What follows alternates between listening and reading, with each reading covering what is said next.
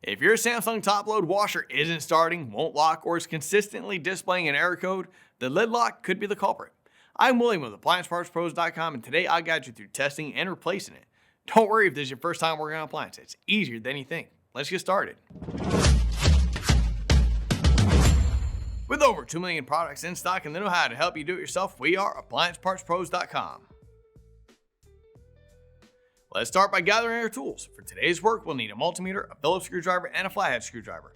Also, please remember that safety comes first. Always disconnect your top-load washer by unplugging it or turning the breaker off. Grab your Phillips screwdriver and remove the screws securing the console back panel. Separate the back panel from the console and set it aside. Remove the 2 screws securing the console to the rear panel, then rotate the console forward.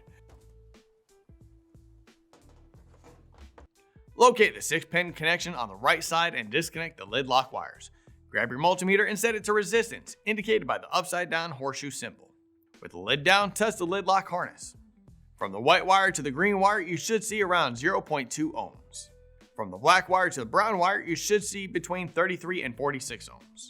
Since the lid is not locked, test the remaining circuits. From white to red, the reading should be open. From white to blue, you should see around 0.2 ohms. If you'd like to know more about how to use a multimeter, we've put together a comprehensive tutorial for you, so check out the link in the description. Since we found the lid lock failed, let me show you how to replace it. Remove the Phillips screws securing the top panel to the frame at the back. Move to the front panel and lift the lid. Using a flathead screwdriver, remove the rubber plugs, then remove the Phillips screws. Lift the front of the top panel while using the brackets at the back as a hinge in the corner of the frame. Remove the Phillips screws securing the lock to the top panel and pull the lid lock out. Feed the wire out from the rear of the frame to the front. Here's the old lid lock and here's the new one. If you've already got one, great. If not, you can pick one up at AppliancePartsPros.com. Feed the lid lock wire through to the rear of the top panel. Secure the lid lock onto the top panel with the Phillips screws that were removed. Let the top panel down and secure it in place with the screws we removed. Insert the rubber plug at the front.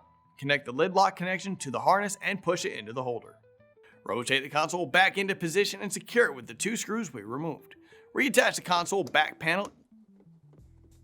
Plug the power cord back into the outlet. With that, the repair is complete.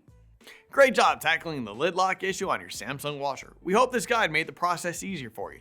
We'd love to hear how your repair went, so feel free to share your experience in the comments below. If you still need to order a replacement lid lock or any other part, just have your model number handy and visit AppliancePartsPros.com. Most orders arrive within just a couple of days.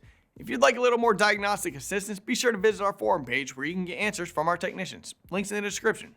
Thanks for trusting us with your repair journey, and we look forward to seeing you back for your next do-it-yourself project.